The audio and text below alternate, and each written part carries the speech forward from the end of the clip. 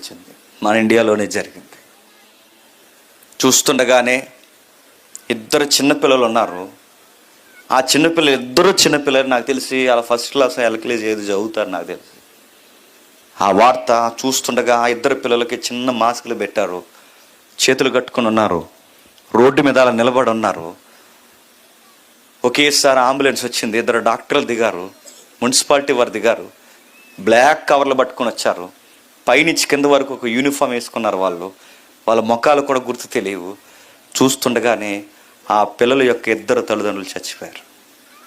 కనీసం వాదార్చడానికి చుట్టం లేడు, పట్టం లేడు, స్నేహితులు లేడు, ఎవడో లేడు. ఆ చిన్న పిల్లలు మాత్రమే శవం దగ్గర అలా ఉన్నారు. చూస్తుండగా వస్తుండగా డాక్టర్లు వచ్చారు, అంబులెన్స్ వచ్చింది, కవర్లు వేశారు, బ్లాక్ కవర్లో పెట్టేశారు, తీసుకెళ్లారు. ఆ శవాలను లోపల పడేశారు, తీసుకెళ్ళిపోతున్నారు. అమ్మా నాన్న అని ఏడుస్తూ అంబులెన్స్ వైపు చూస్తున్నారు. వాళ్ళంకా ఎవరు పట్టించుకుని వాళ్ళు లేరు. ఆ వార్త కేంద్ర ప్రభుత్వం చూసింది, ఆ వార్త రాష్ట్ర ప్రభుత్వం చూసింది, ఆ వార్త ప్రపంచ ప్రజలు చూశారు. ఒక్కసారి మరణాన్ని తిట్టుకున్నారు. జాలి లేదు మరణానికి అని. ఒకేసారి అందరూ బాధపడ్డారు. కనీసం ఇద్దరిలో ఒక్కరు బతుకున్న ఆ బిడ్డలకు తోడు ఉండేవారు. ఇప్పుడు ఇద్దరూ లేరు. ఇప్పుడు ఎవరు వస్తారు ఆ బిడ్డలకి?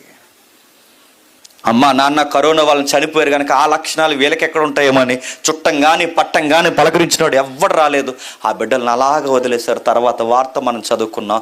ఆయన చనిపోతాడు, ఈయన చనిపోతాడు, ఈమె చనిపోతుంది, సేవకులు చనిపోతున్నారు, నాయకులు చనిపోతున్నారు, సెలబ్రిటీలు చనిపోతున్నారు. ఈ చనిపోవడం ఏంటి, పుట్టడం ఏంటి, చనిపోవడం ఏంటి, ఈ మధ్యలో ఈ వార్తలు ఏంటి, తినడం ఏంటి, ఈ రోజుకి 3 పూటలు తినడం ఏంటి, తెల్లారడం ఏంటి, మళ్ళీ రాత్రి అవడం ఏంటి, ఈ రోజులు గడిచిపోవడం ఏంటి, 24 ఏంటి, 25 ఏంటి, 26 ఏంటి, ఒక రోజుకి ఎన్ని విజయాలు సాధించినా, ఎన్ని పేరు ప్రఖ్యాతలు సాధించినా అవన్నీ శ్మశానం దగ్గర ఆగిపోవడం ఏంటి? అసలు ఏంటిది? మనుషులను ఒంటరి చేస్తున్న ఈ మరణం గొడవ ఏంటి? ఒకేసారి అందరూ బాధపడుతున్నారు, అయ్యో ఒక్కరు బతికినా బాగున్నాను, కానీ బతకలేదు. ఆ బిడ్డలు అనాథులు అయిపోయారు.